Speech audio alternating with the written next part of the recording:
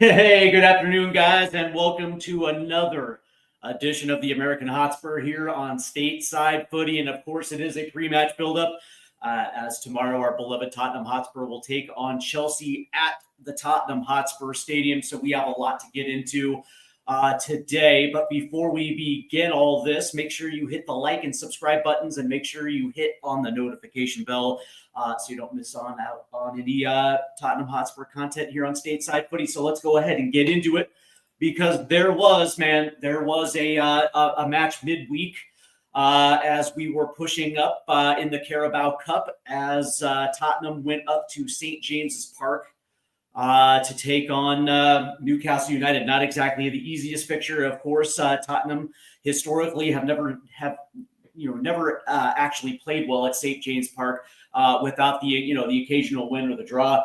But this time, again, this was an absolutely massive, important fixture. This was an opportunity not only to continue on to get a trophy for Thomas Frank, but also in the context of European play, if that would be the only trophy from that said point. And I thought Thomas Frank got this one all wrong. Now, I'm not going to go out of my way to sit here and say something crazy like Thomas Frank doesn't want trophies or he doesn't want to kick on as a legendary coach. I would probably assume that those are all something that he wants to do. But I think the over-reliance on rotation had put him in a position where I think he possibly got this one wrong and put ourselves behind the eight ball, understanding that wasn't the best 11. And I understand, man, we had just come from playing Everton up there in Merseyside. But that being said, this would have been an absolute huge achievement if we would have went up to Newcastle, silenced the Magpie, taken their fans out of that one, and it just didn't necessarily work out our way. Now, I will say from that standpoint, after Newcastle scored their first goal, I actually thought we showed some resiliency there towards the end of the second half. I thought as we were pushing up the pitch, I think our passing was absolutely clean. I think we put ourselves in absolutely dangerous positions to score a goal. We just could not find that final pass to unlock it all. Richarlison had 3 cracks at goal, and unfortunately, he was not able to put anything past Aaron Ramsdale. And so, unfortunately, we go out in a competition that was absolutely massive for this club. And so now it is either, at this point, it's either Champions League, it's either European play through the Premier League or the FA Cup. And so obviously from a Spurs standpoint, as hard as, as difficult as it was to lose to Newcastle, midweek, but at least, it eases the fixture congestion, which should help Thomas Frank moving forward now that he doesn't have another competition to necessarily prepare for. It'll actually give this team an opportunity to continue to roll out the same starting 11, which is something that he's only done on a few occasions this season. Before we kick on, let's go ahead and say what's up to my guy, Dan Davenport, asking Super Steve if he is okay. Man, I'm always doing okay. There's never a bad day when it comes to me. As a matter of fact, my days always just seem to improve. He also says we need to purchase a Ford in the January window. Rumors Solanke could get sold. We'll see, because if you remember, Solanke was brought in for $65 million, and Spurs are going to want to at least get some bang for the bucks that they spent. They want a return on the investment, and I just don't necessarily see that happen. All right, so as we were mentioning, with Thomas Frank's, I guess you can say over-reliance on rotation. Let's go ahead and take a look at this because this was the opening day starting 11 against Burnley at the Tottenham Hotspur Stadium. Richarlison was up top. Kudus was on the right. Pat Sarr was playing underneath with Brendan Johnson on the left. A double pivot of Archie Gray and Lucas Bergvall. A back four of Porro, Cooney, VDV, Jed Spence, and of course, Vicario in net. Since then, Spurs have played 14 matches so far in the 2025-2026 season, and 10 times he has rotated off what he would consider his best 11. Only 4 times from one match to another did we keep the same 11, and of course that obviously was strategic. Depending on exactly what type of midweek fixtures. But that being said, 10 times out of 14, Thomas Frank has rotated off, whether it was a win or a draw. He has rotated off the 11 that got the result, regardless of what it was, whether it was Carabao Cup, whether it was Champions League, whatever midweek fixture, he has rotated off instead of holding on to that 11. I guess you can say specifically keeping a specific 11 for the Premier League, and keeping some hybrid in the Champions League, but completely rotating off in the Carabao Cup, as we saw this last weekend. Yes, there were some, I guess you can say, typical starting 11 members, but for the most part, there was a lot of switches in that team. And of course, Newcastle United knew exactly how to handle it, and handle it they did. But that being said, it answers the biggest question. Is this something that Thomas Frank is doing, I guess you can say, to keep players fresh? Or is this a specific concern related to injuries? Because there are a lot of injuries. And let's go ahead and pull this one up as well, too, because we actually have, I think it's 10 injuries. And of course, not on this list is Kota Takai and Yves Bissouma. But that being said, man, very big players within the first team. Dominic Solanke, we still don't necessarily have word when Solanke's going to come back. Kudi probably is going to be back sooner rather than later. Kulu probably towards the end of November. Matters probably not at all this season. Destiny again, is going to be sooner rather than later. Same thing with Radu Dragusin, Ben Davis, and Archie Gray just picked up a knock. But that being said, when I think about the injury situation, a few things pop into my mind, and I think that that should be mentioned. Number one, I think this actually, in some weird way, validates Ange Postecoglou from last season, because there was a lot of vitriol from Spurs supporters towards Ange Postecoglou about his training methods, about the endurance and the speed in which the team trained, which led to specific injuries, specific long-term injuries that ended up hampering the results last season, which ultimately got him the sack. Number one, obviously, we're still having the same injury issues this season as we had last season, where integral parts of this first team are not going to be around, and so unfortunately, we're going to have to rotate, and it's going to be a next man up, which in turn leads to Thomas Frank being able, specifically needing to rotate on a need-to-need basis, because obviously the last thing he wants to do. Now, this is a risk-averse type of attitude to have. And let's be real, it is. It's a complete risk-averse way to approach it, because you're so worried about injury, or you're so worried about other guys who may have had injury history being put in a position where you're going to rotate, because obviously we have Chelsea coming up tomorrow. And apparently it was deemed that Chelsea was more important than Newcastle United midweek. So from that standpoint, I guess I can ask this question again. Is this rotation, is this constant need to rotate, is this something that Thomas Frank has a history of doing? Is this something that he prefers to do, or is this something that is based out of need because of the injury situation? And I would probably assume that it's twofold. Number one, I think it does have something to do with the injuries. Of course it does, because when you don't necessarily have your best 11, you're going to have to figure out a way to chop and screw and to try to put your best 11 on the pitch when it comes to every single match. That's the first thing. But the other thing that I think I have to stress on this one is the fact that, some of these players are just not good enough. I hate to be the bearer of bad news, because I actually kind of feel this way. I think it's a double-edged sword, because, unfortunately, what we have to replace some of these players are just not good enough. And so you're going to pick and choose when you're going to deploy your best players because of injury worry. And unfortunately, what we saw midweek was just not good enough. Having a center back pairing of Kevin Danso and João Palhinha, I'm sorry, man, it's just not good enough. And unfortunately, a team like Newcastle that is expertly coached by a guy like Eddie Howe he's going to find out exactly ways, to kind of pierce the armor. And it's unfortunate because this team is set up to be risk averse. We are defensively sound, defensively organized, and the ability to take away VDV in a massive fixture like a Carabao Cup, knowing that a potential trophy is on the line. To take that guy out of the equation probably it certainly didn't help. And then when you start looking at Richarlison up top, Brendan Johnson was in that starting 11. And then you're kind of looking at it, thinking to yourself, well, was this actually necessary? And the answer was no, it certainly wasn't necessary.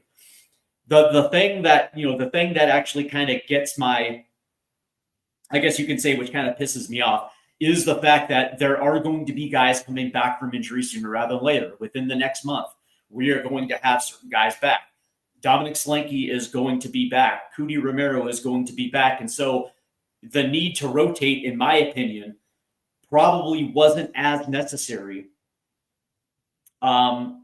considering that the run of fixtures that you're going to have, eventually that certain things are going to alleviate themselves, and you're going to be able to rotate. If you really wanted to rotate, you can do it actually in match at the 60th minute. If you wanted to play your best 11 game in and game out, you would be able to do it, knowing that you're going to have certain pieces that you can rotate in to alleviate some of the wear and tear. That's if you wanted to take that approach. For me, I personally believe that should be that should have been the way to go. Specifically, when you look at this team, and when you look at this team from top to bottom, and you're looking at the skill sets of certain players, there's a reason why, at the beginning of the season, when they were asking for my opinions on how the season is going to play out, I thought at best, if everything broke right and we were able to avoid injuries, I thought the skill on this team was good enough for sixth. And that's with a Xavi Simons coming through the door, and a Mohamed Kudus coming through the door. I never certainly looked at this team and thought to myself, okay, yeah, this is somebody, this is a team that is, going to reach, that's going to reach the quarterfinal of the Champions League. I never thought this team was good enough to reach the top four unless something completely broke right and other teams kind of, had a little bit of a backslide.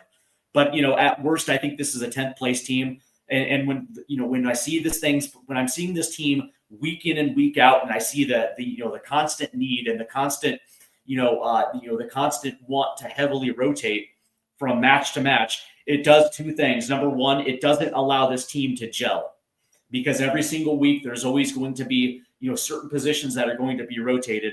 And from that standpoint, it's hard for teammates to gel, knowing that every single week there's always going to be different players in different positions. The other thing is it's hard to gain momentum that way as well, too. And especially when in the contents of the way that this team approaches the attack, it's so problematic that every single game, it's either going to be Randall Kolo Muani, Richarlison, or Matisse Tell. That constant rotation, especially in that position, it's hard for your 10 and your striker to get on the same page. It's hard for your right winger and your left winger to gel with your strikers. And so what ends up happening is we're starting to see a massive backslide in this attack, to the point where I'm starting to worry week in and week out where our goals are going to be coming from. We saw it in Everton as well too. From the run of play, we were absolutely not dangerous at all. And we were fortunate enough that VDV bagged a brace off the set pieces, and that's exactly what we are right now, is a team that is relying heavily on set piece goals, and maybe we can punch in one from the run of play, but our counterattack has stagnated, our buildup has stagnated, and there's just no sense of continuity, and there's no sense of chemistry within this team because of the constant need and the heavy reliance on rotation. And for me, when I think about tomorrow and the aspect of what's going to happen with this Chelsea fixture, this one actually kind of scares me in many ways, because Chelsea is the type of team that relies heavily on physicality. And mind you, they don't have Cole Palmer yet. He's still dealing with his groin injury. But that being said, the fact that they rely on physicality, they rely on intensity, and we have a problem of matching that type of intensity. And it's going to be interesting to see exactly how we're going to be able to withstand. Don't get me wrong, I don't think Chelsea's defense is, I think they have some decent players, but as a unit, unless we know for sure that Hincapie, Moises Caicedo are going to be involved in that back six. Tomorrow actually kind of freaks me out because of the fact that we've rotated so goddamn much, and the fact that it's a risk-averse attitude to have, that we're going to sit here and rotate when, for the most part, if you really wanted to do this and if you really wanted to play this straight, you can keep the same 11 and still be strategic with your rotation in mid game, understanding that the first 60 minutes of every single let's back this up. The first 30 minutes of every single match are the most important 30 minutes, to make sure that we actually get into this game in the appropriate fashion. Turning on to the chat really quick, we have Audio Artisan, who's my guy. Love Mr. Audio Artisan, man. Big up. Afternoon, mate. Coys, obviously, man. Come on, you Spurs. That's my guy, man. Spurs diehards, TTID. It's my guy, Adrian, who says, good afternoon, Steve. I hope you're doing well, Adrian. And I certainly am looking forward to tonight's episode of Spurs diehards, TTID. I'll be on that panel tonight. And I always love working with Adrian, man. He's such a good guy, man. Goes back a long way. Frank has a good record versus Chelsea. I'm not as concerned as I usually am. I feel like we can get something out of this game. Yeah, I think the way that I look at this upcoming match is that two things have to happen in order for Spurs to get a result, and might as well just jump into it right now. And I want to preface this by saying that that I think Sunderland did a very good job laying down the blueprint.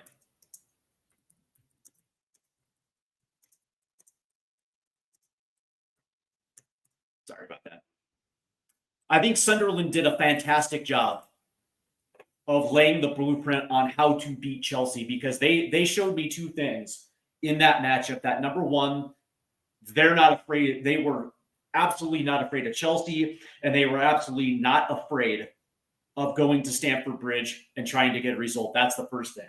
And it was absolutely not having any fear for the players or the skill that those players have. That was something that they were not afraid of. So first of all, they came in with the right mentality, the right mindset in order to get that result. The second thing they did was they matched the physicality of Chelsea. They didn't back down. 1v1 challenges, 50-50 balls. They were not impressed with Chelsea to the point where they were jumping into tackles whenever they could. But the other thing that they did was they matched the intensity as well too.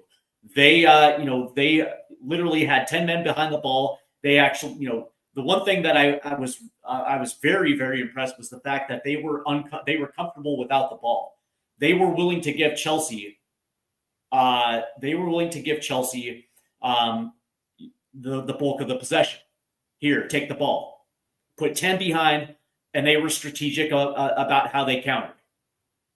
And when they got forward, they took their opportunities.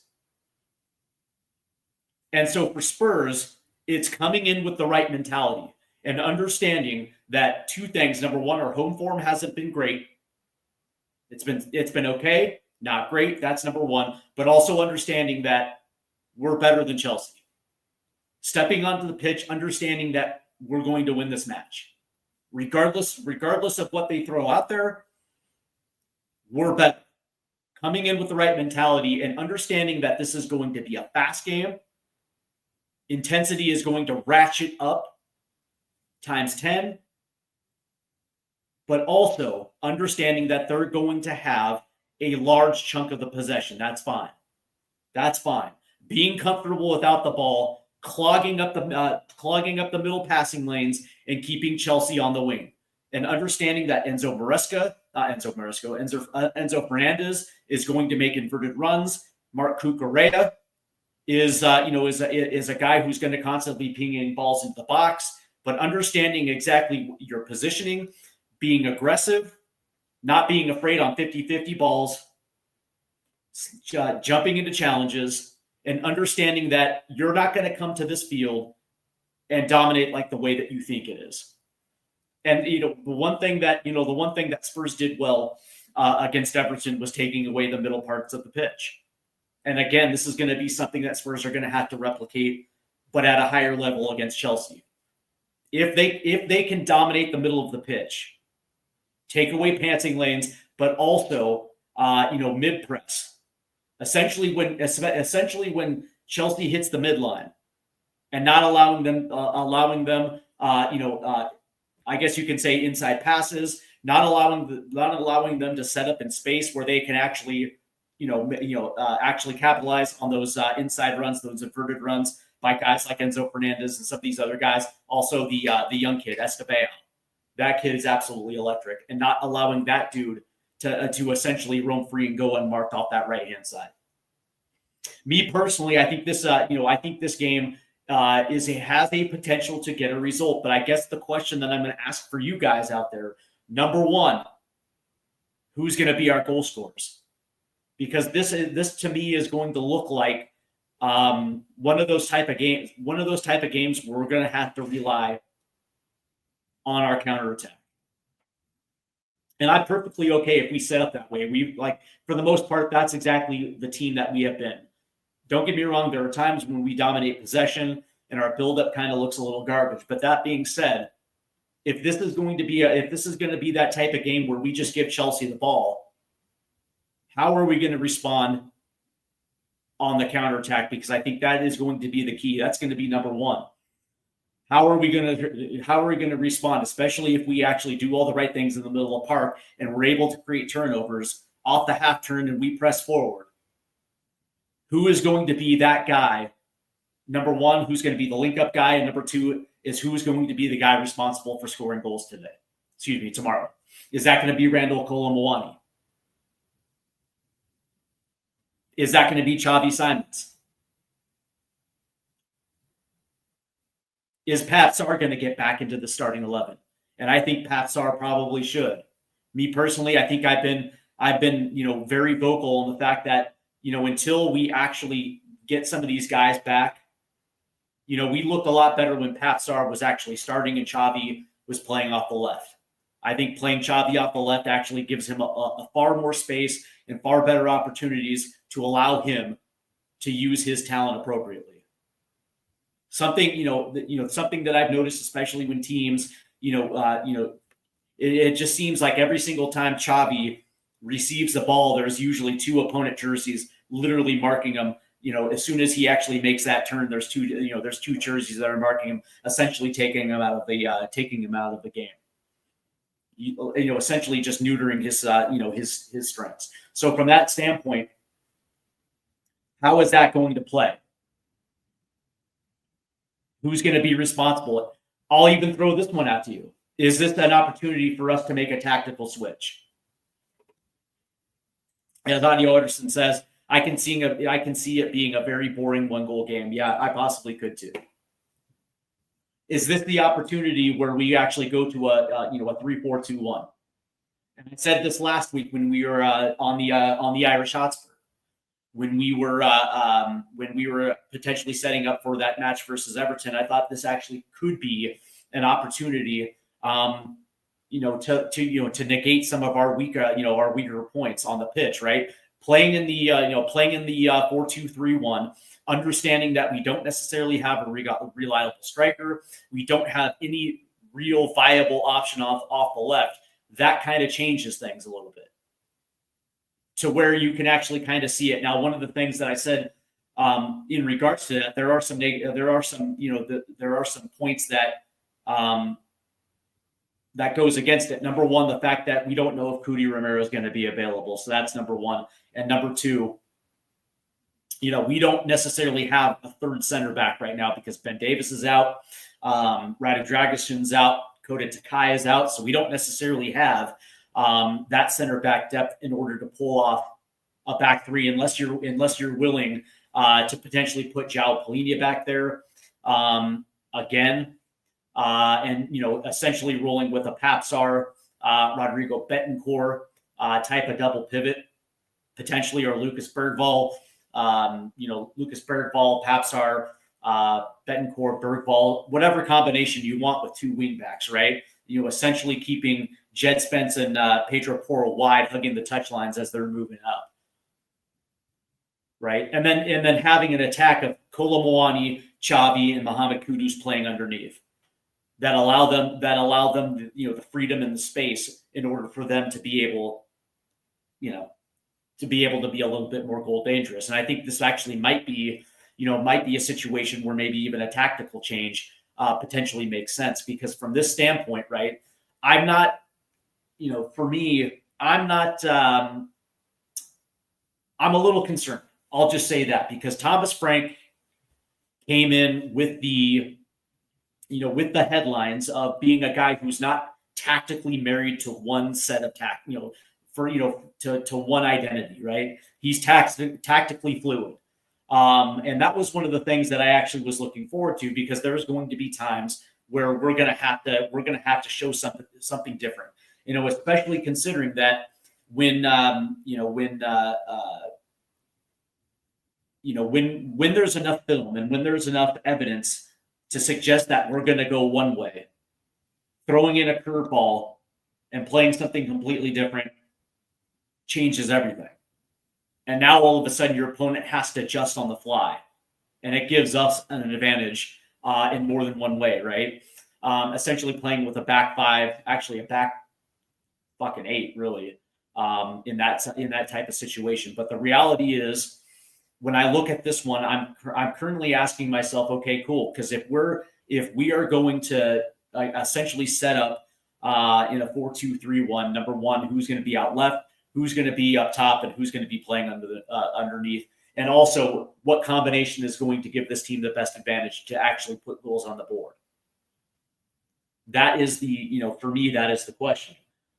One of the things that I appreciated about absolutely appreciated about the Everton game was, attacking. It was essentially four across the midfield and then two up top.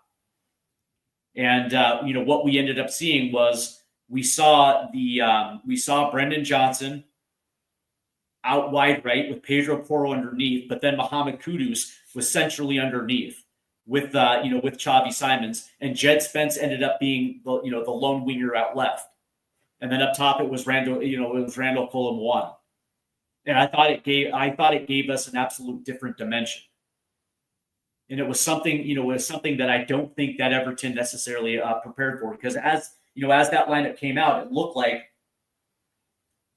Brendan again was going to be out left, and it turned out that he was pushed wide right, and then of course that link-up play between Brendan Johnson and Pedro Porro actually wasn't necessarily terrible, and I think we got our best performance from Brendan Johnson outside of any type of goal scoring in a very long time. He actually looked aggressive. He looked like he was actually up for that in that Everton game. I thought Mohamed Kudus looked pretty solid underneath. And from that standpoint, it just gave this team just a very different dimension that I actually kind of liked. And it also makes me wonder whether or not that could be something that we're going to see against Chelsea as well too. But again, from my standpoint, if this is going to be another match where Xavi's going to be playing underneath, and of course we're going to be rolling a Wilson Odebear type of Brendan Johnson type of left-handed side, and Randall Kolo Muani up top. Listen, man, I don't know how this one's going to play, and there could be a potential where, man, I hate to say it, but considering our home form, man, this might be something that has the potential, I guess, to get ugly. Now, I certainly don't think we're going to lose by 2 or more. But that being said, this is going to have to be a very strategic play by Thomas Frank. How what type of moving with intent. What type of intent is he going to put into the starting 11 tomorrow? Understanding that it's probably going to be something very different from what we saw against Newcastle United. So when I get back to it in just a few minutes, I'll give you my projected starting 11 and my projected final score. But I do want to talk about something real quick. And then, of course, the importance of tomorrow's match, because I actually think that it's a massive fixture in more than one ways. I think for Spurs, this is going to tell. I think this is going to be a very telling match in terms of what we're going to see. Number one, against the I guess you can say against the Big Six. What type of what type of team that we're going to be in relation to both Manchester clubs, Arsenal, Liverpool, Chelsea. Are we actually going to be a serious contender within what we consider the Big Six?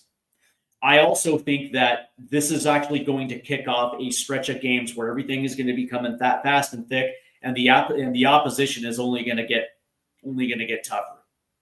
I think one of the things that when I look at the first portion of the season, when I was looking at the Premier League, there were only 2, maybe 3 teams that I thought were going to give Spurs, a real tough time. I thought that was City, I thought that was Brighton, and I thought that might have been Aston Villa.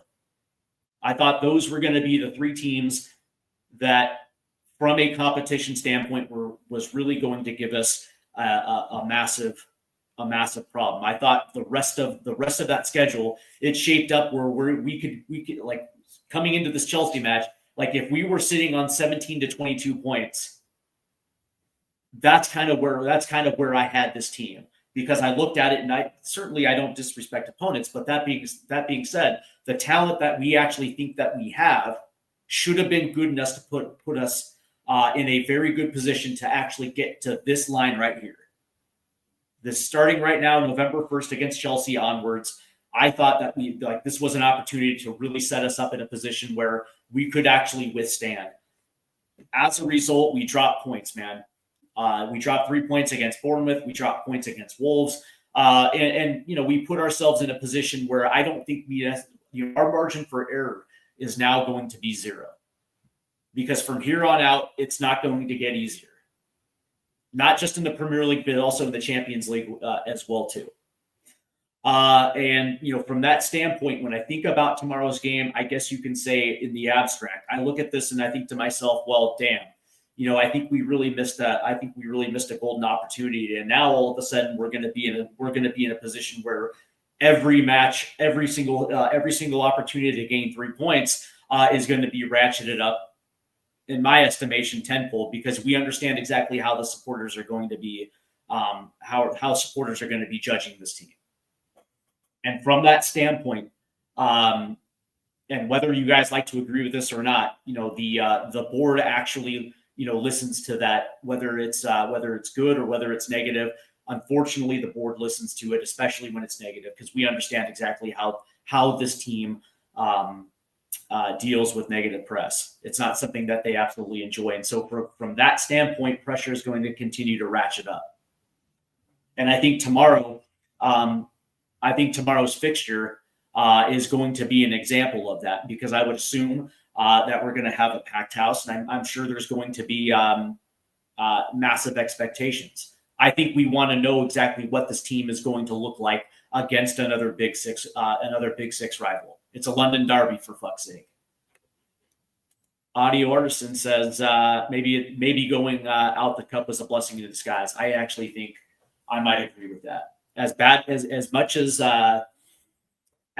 as I don't like seeing this team lay down in cup competitions, I think you're absolutely right, because it actually it takes a little bit of pressure off the fixture congestion, because now you're not in that one competition. So from that standpoint, there potentially are going to be weeks where Spurs don't have to worry about a midweek game. And I think from that standpoint, it's going to allow certain players to take a breath.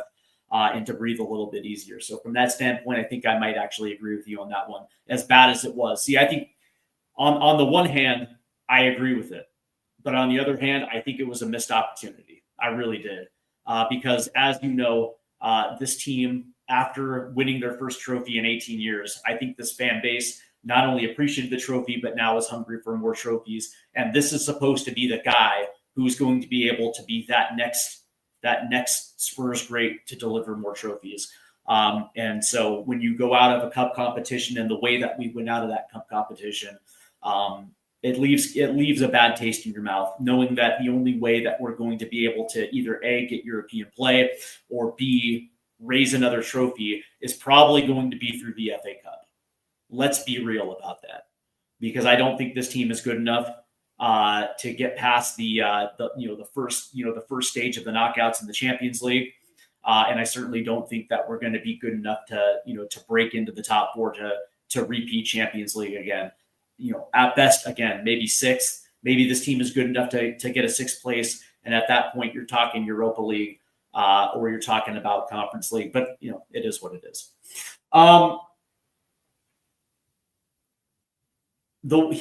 Getting back to Chelsea, I think a few things that have to be discussed. That number one, I think Chelsea got a rude awakening. Their last performance in the Premier League against a team like Sunderland.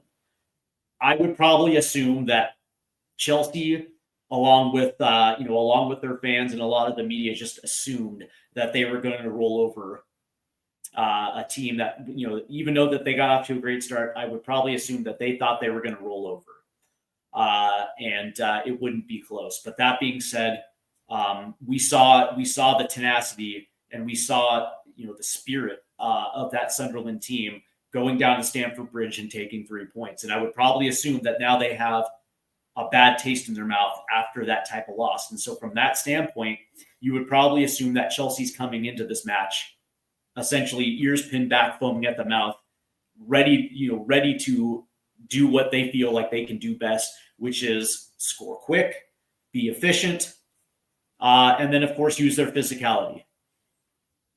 And so from that standpoint, this is a massive fixture for Spurs. It's going to tell us a lot about this team, and whether or not the things that plagued them last season outside of injuries, whether or not their mindset is that of a team that's willing to dig deep and actually match those type of traits of their opponent. Understanding that, yes, this team is injured, no doubt about it, but that they still have that mindset where they feel like when they come into it, they're going to win it. It's a championship mindset, and some of the best teams have it. Believe it or not, a team like Liverpool, who's struggling, has that mindset. If anybody knows how to rebound, it's going to be those guys. But one of the things that we haven't seen from this club in a very long time, you would probably have to go back to the days of Maurizio Pochettino, where you have a group that game in, game out understands exactly what their strong suits, what their strengths are, understands how to play away from their play away from their weaknesses, and being able to score goals and able to go into these type of fixtures and come away with 3 points. We have not seen that from Tottenham Hotspur in a very long time, and a lot of it had to do, maybe with our former coach and his mindset, or it's just this club got used to losing and doesn't have a problem with losses. And it's that mindset where you wonder, like, that's the thing, is you kind of wonder whether or not that is still within this club. I know I ask that question all the time because let's be real, man. When you have those type of seasons, it's incredibly hard to rebound straight away. But one of the things that I do know is that Thomas Frank is not one of those type of coaches. I believe the expectation level has been set. But that being said, it's easier said than done, because as a former athlete myself who has played on shitty teams, when your teammates are used to losing and are just showing up because are showing up for the wrong reasons, that are not necessarily preparing mentally for any type of battles that are about to come your way, you kind of get comfortable. You kind of get complacent. Now, certainly, I think this team is better than what we saw last year from that standpoint. But that being said, these are massive fixtures. These are the ones that you look back when you're in March and April and you're looking back, wondering why you let that one get away, man. That certainly eats at you. And so from that standpoint, man, that's, for me, this is the biggest thing about Spurs going into this fixture tomorrow, is what their mentality is and how they're going to approach a team like Chelsea that is wanting to get back after suffering I guess you can say from their standpoint, a humiliating loss at home to a team like Sunderland. So from that standpoint, this is going to let us know definitively what type of team this is from a mindset standpoint. Because I personally believe that if this is one of those type of games where Spurs are absolutely are fighting for every inch, fighting for every 50-50 ball, jumping into tackles, trying to put the pace on them, essentially fighting for every single goal opportunity. And even if they come out, by the way, and even if they, for instance, let's just say that it's a 1-1 draw or they lose 1-0, but we definitively saw that we made life a living fucking hell for Chelsea at home. I think fans would be, don't get me wrong, they would be upset with the loss. But that being said, I think they would be okay because Spurs showed up ready for the absolute challenge. I think I would be okay with it. And by the way, I would actually, that question of mentality would go away for me. But that being said, if this is a game like Bournemouth, where sure, they showed up, but mentally they didn't. You know what I mean? If it's one of those type of matches where, for whatever reason, we look sluggish, we're not clean in possession, we can't string two passes together, then I would probably assume that the pitchforks come out again, but for all the wrong reasons. As we look at Audio Arterson, I remember as a teenager, teammates, we had to get their moms to get them out of bed. Yeah, I did too. The interesting thing is I remember the last team that I played for. And I played for a few teams that won some trophies. And don't get me wrong, those were excellent seasons. But the ones that always come back to get you are the ones where everything just doesn't go right. And you guys need to understand exactly the type of person I am, because I like winning, but I hate losing. And I hate losing more than I like winning. And by the way, I love winning, but I absolutely hate losing. And so when you see teammates half-assing it, coming to the match, coming to the game with a piss poor attitude or a mindset of like, this is just going to be 3 hours and then I get to go do what I really want to go do. It makes tough hard, because I was one of 4 players that, I used to play every game like a final. Didn't matter who we were playing, because every single match was an opportunity to get better, but also an opportunity for me to refine my skills against better players. And so every game in and game out, I played it like a final, because it was important. It was important because here's the thing: like, even in losses, if you can look at yourself in the mirror and tell yourself, and honestly look at yourself and say that you gave everything that you possibly could to help your team win, that at the end of the day is all that matters. Putting everything on the line to get that win, even if it means you get hurt, which happened a few times for me. It's the reason why I don't play anymore, because I got hurt. Because I played, that some people used to say that I played reckless. It wasn't reckless. I just played hard. because that's the only gear that I have, is to play hard, be efficient, but also be intelligent. But under no circumstances are you going to get the better of me. And if you beat me, fair enough. Like if you beat me one-on-one, fair enough. I'm the first person to say, you know what, you did a good job. But that being said, mindset is everything when it comes to this. And I understand it's a long season, blah, blah, blah, blah, blah. But that being said, it's like, what attitude do you show up with is going to set the tone for not only you, but also for your teammates as well, too. And it also matters as far as captaincies as well, too. What the mindset of the captains are. Audio Artisan says it's worse when those guys are the ones with the serious talent. They don't give a toss. Yeah, dude, you're absolutely right. You're absolutely right. Divas, man. I fucking hate divas. Let's see. You need them, but wish they'd fuck off. Yeah. What's funny is like one of my coaches actually benched one of them too, because he was taking plays off, man. And he was lagging, not trying. Over a course of a couple games, our coach just said, you know what, until you're actually ready to join the team, he got benched. And you know what, he pitched a fit on the sidelines. And it's like, I got no empathy or sympathy, because here's at the end of the day, man, if you're a serious competitor, if you're a serious goddamn competitor, you're not going to take plays off. You're not going to take anything, and you're going to run your fucking ass off.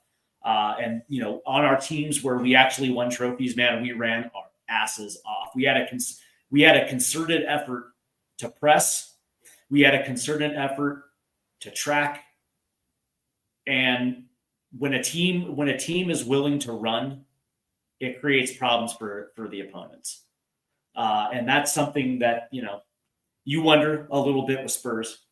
But that being said, I think as we're kind of getting to the end of this one, the way I look at it tomorrow is that if Spurs can match the intensity, if they're willing to match the physicality of Chelsea, they're going to be in a good position. And then it just comes down to skill. If they're able to match the intensity and physicality, then it comes down to skill. Yes, Chelsea has better skilled players available to them right now. Without a doubt. I don't think anybody will question it. But Spurs also have talent as well, too. And they do have the ability to score goals. I know we haven't seen it yet, but we do. And again, I think a front three of Xavi, Randall Colomwani, and Mohamed Kudus, especially if it is, if Thomas Frank decides to make a tactical switch and allows them a little bit more freedom, a little bit more, a little bit more space to be able to do what they do best. Maybe it looks a little different tomorrow. But that being said, if we're in a situation where, Brendan Johnson is going to be on the left, Xavi is going to be underneath, and there's no back support, meaning there's no Papsar starting next to João Palhinha. And it's Rodrigo Betancourt. And again, no disrespect to Rodrigo Betancourt, but that dude doesn't get forward anymore. That dude does not get forward anymore. So there's no back support for Xavi Simons. There's nobody to play off. And unfortunately, what ends up happening is Xavi gets marked out of the game. But that being said, like, the Spurs motto, right? To dare is to do. If Thomas Frank actually dares to do and takes a gamble and takes a risk and decides to, at the last minute, make a tactical switch, I don't know, man.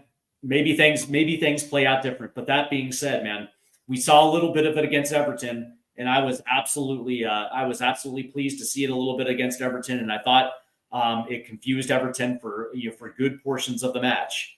Now, granted, we weren't able to capitalize off of it, but there was a time where you were kind of looking at that match, thinking to yourself, like, Everton doesn't know how to necessarily handle the way that we're getting forward at the moment. Eventually they adjusted, but it is what it is. We didn't get a goal until late off the run of play. But that being said, it's like I think this is going to be a type of match where, Thomas Frank gets a little creative. I think this is going to be a time where maybe we see a little something different. Then again, maybe we don't. But that being said, I'm going to give you guys my starting 11 for this one as well too. Let me know exactly how you would like to see Spurs play this one versus Chelsea, and also let me know what your predicted finish is. Let me know what your scoreline is. Obviously, Vicario is going to be in net. Off the right-hand side, it's going to be Pedro Porro. Kevin Danso will be right center back. Mikey Van de Ven comes back in, left side. And then Jed Spence will probably be off the left.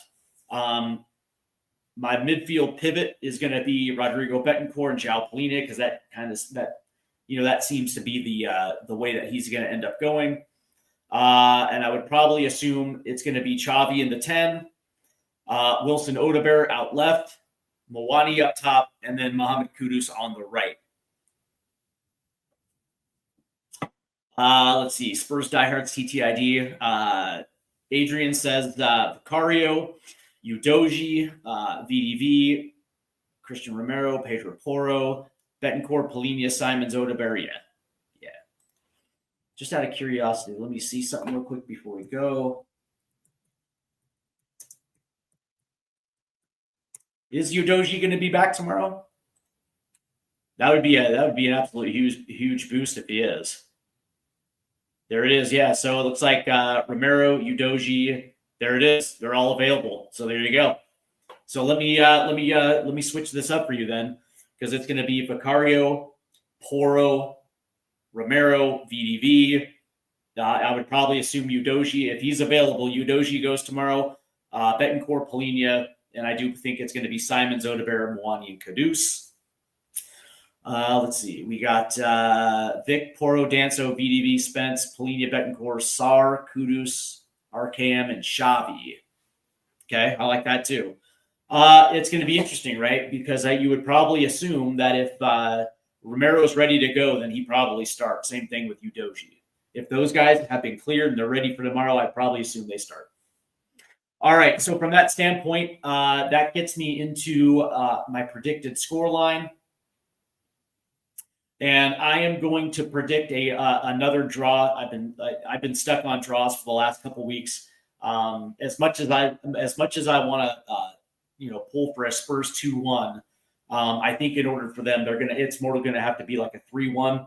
And I just don't think this team has shown the ability to be that type of team where they're going to be able to score 3. They did it against Everton, but they were extremely lucky that they were absolutely brilliant on set pieces. But outside of the goal of Papsar late, this team really did not do a great job functioning in the attack, whether it was up the build up or a counter. So from that standpoint, I think it's going to be a draw 2-2. And my goal scorers are going to be,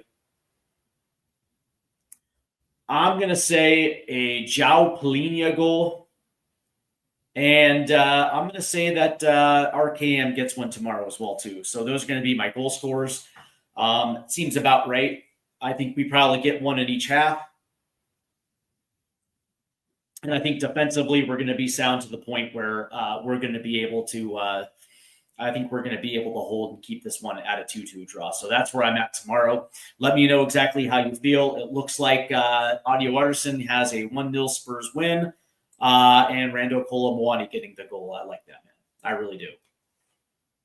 So just to recap, again, keys for me tomorrow are very, very simple. Match the intensity and match the physicality of what Chelsea are going to try to do. They're going to try to bully. They're going to try to be aggressive. They're going to try to pump players off the ball. There's going to be a lot of challenges, a lot of tackles. Spurs are going to have to be up for this one. And it starts with the right mentality coming in, but also giving it back as well too. And if that means certain guys take yellows, fair enough, man. Fair enough. You can't be afraid. We cannot be afraid to challenge for the ball. We cannot be afraid of the physicality and the way that they approach, the way that Chelsea is going to approach it. We cannot be afraid. If we do that, if we can do that and match them step for step, then it comes down to skill. And Spurs have enough skill, without a doubt, man. Without a doubt. Audio Artisan says, big up, Steve. I believe that we will win. I love that, man.